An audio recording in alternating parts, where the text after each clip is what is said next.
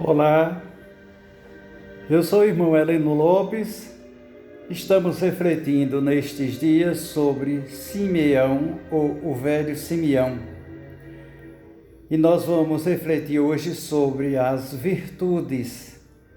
Havíamos dito que qualificadoras ou adjetivos que qualificam Simeão como personagem bíblico.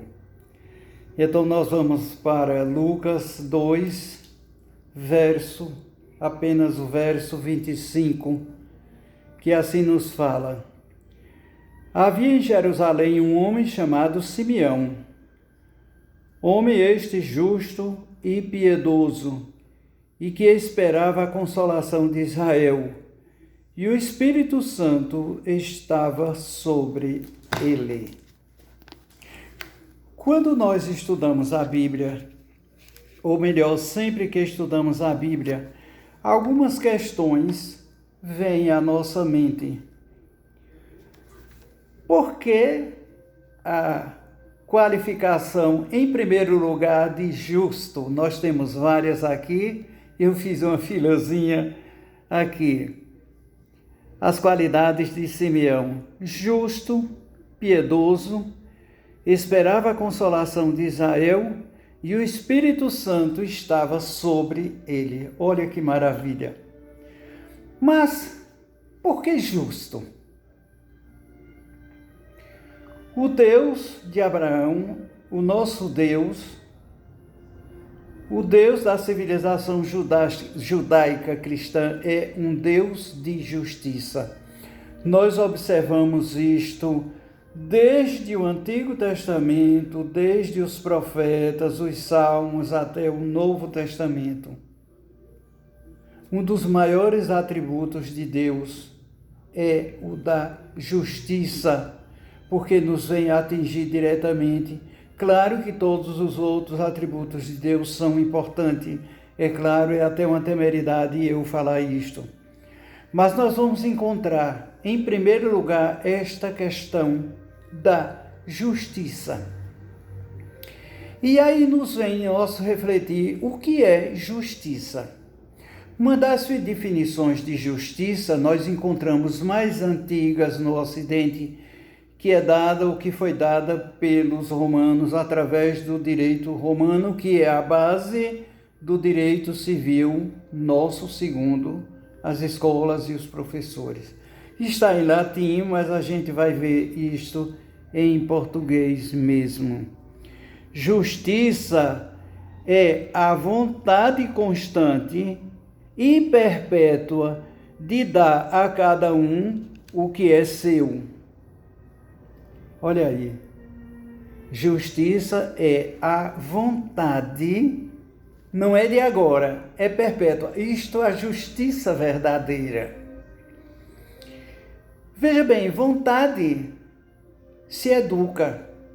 Quando a gente trata da palavra vontade, a gente se reporta às ciências do homem, principalmente aquelas que mexem com a conduta, com o comportamento humano. Uma pessoa mal educada, a vontade dela é mal educada.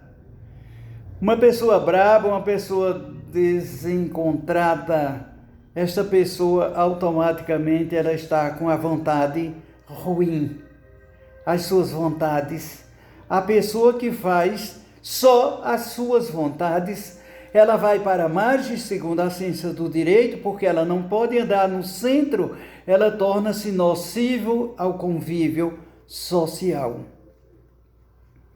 Mas a gente tem que se reportar sempre ao nosso personagem, que faz parte da nossa meditação, da nossa reflexão. Eu não ouso dizer, chamar uma pregação, eu acho que é muito para mim. Refletir. Por quê? Porque Simeão era justo. Eu acho que aqui o direito vai dar uma resposta para a nossa frágil compreensão. Com certeza ele tinha a vontade permanente de fazer o bem. Ele estava no templo. Ele vivia no templo. Ele esperava a consolação de Israel, que era a vinda do Messias. Então, automaticamente, por vontade, Por educação, este homem era justo. Temos dois aspectos a considerar em relação à justiça. Claro que não vou enveredar pelas diversas formas de justiça que a gente encontra nos códigos. Mas vamos olhar pelo olhar cristão, vamos ver pelo olhar cristão. A justiça ela tem dois aspectos. A justiça divina, que é feita por Deus, e a justiça social, que é feita pelos homens. Por nós, cada um de nós, a gente não se exclui. Então, diante desta situação, nós vamos ver aqui alguns dados que não são meus e que talvez estejam até já atrasados ou ultrapassados. Por exemplo, vamos ver a questão do desemprego. Desemprego é igual a fome. Eu encontrei dados que sei que são mais do que isso, de 12,6% de milhões de brasileiros estão desempregados. Isto é um problema de justiça social.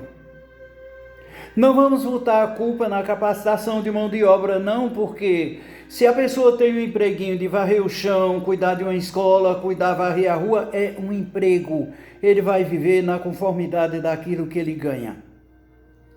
Vamos nos ater à questão da justiça social que é feita pelos homens, por todos nós. Outro dado assustador aqui.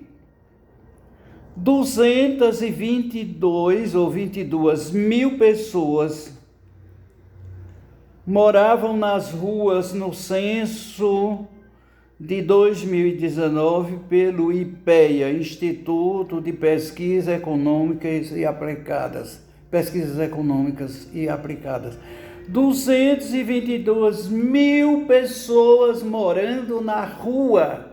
E quando tem a desdita de comprar um quichó, eu fico impressionado quando eu viajo e vejo essas vilas populares. Deus me perdoe de pensar isso. Meu Deus, como mora uma pessoa com 4, 5 pessoas, uma coisa que para pagar até o fim da vida, porque se morrer continuará pagando. E isso quem tem a sorte de ter a sua casa, o sonho da casa própria. Então, desemprego significa fome. Não ter moradia significa não ter teto. E aí nós nos voltamos para as famosas obras de misericórdias, que são 7 corporais e 7 espirituais. E se eu não tenho dinheiro para dar uma esmola, para fazer uma caridade, sem problema, diante de Deus, a gente não está desculpado, não. Dá de comer a quem tem fome, dá de beber a quem tem sede, vestir os nus, etc. São obras materiais. Mas consolar os aflitos, aconselhar os que erram, são obras de misericórdia. Um copo d'água não fica sem recompensa. Está lá em Mateus 34, 11, 1. Um copo d'água, um sorriso, uma palavra amiga, são obras de misericórdia. E neste mundo de tantos desencontros, como diz o poeta Vinícius de Moraes, é muita coisa a gente se achegar despretensiosamente e fazer um carinho, uma palavra, um conforto, um alimento espiritual, emocional, psicológico, etc. Mas voltemos para nosso querido velho Simeão. Como fica a nossa situação, o nosso profetismo como homens de Deus, como homens que estamos na igreja para servir, não para ser servidos. Aleatoriamente eu fiz aqui 3 pontos. Denunciar as injustiças sociais. Nós não podemos comparar hoje com a realidade social de Simeão. Havia também a ditadura do templo. Eu encontrei isso em livros, 2 livros sobre Jó, que fala politicamente a questão do templo, mas este não é o nosso foco. O nosso foco é o olhar positivo. Nós temos o dever evangélico de denunciarmos na nossa comunidade, no nosso posto onde nos encontramos, fazemos denúncias das injustiças sociais. O que é justo no popular? Um sapato, quando a gente calça, que ele fica folgado, que ele aperta, esse sapato não está justo. É a forma mais clara da gente falar para o povão, entendeu?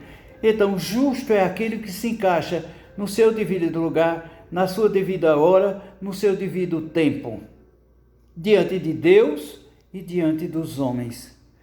Este é um primeiro aspecto do nosso profetismo. O outro, levar a mensagem de salvação. Somos arautos. Nós procuramos ter uma formação, procuramos ter uma igreja. Para quê? Uma igreja, eu já ouvi várias vezes, é uma agência do reino de Deus aqui na terra, para levarmos a palavra de Deus. E um terceiro ponto, levar a esperança de Israel, levar a esperança messiânica que Simeão, na nossa outra meditação, a gente vai ver com mais detalhe esta questão que foi tão esperada da consolação de Israel. Portanto, meus irmãos, relembrando só, repassando, o professor tem a mania de repetir as virtudes de Simeão. Justo, vimos de maneira precária porque justo. Piedoso é tema de outra reflexão. Esperava a consolação de Israel, que era a vinda do Senhor Jesus, que ainda hoje os judeus ortodoxos esperam. E o Espírito Santo estava sobre ele. Meus queridos irmãos, que na nossa trajetória, no nosso profetismo, nós tenhamos a graça que Simeão teve, de ser cheio do Espírito Santo, e já estamos com a consolação de Israel no mundo e em nossas vidas. Paz e bem, e até a próxima.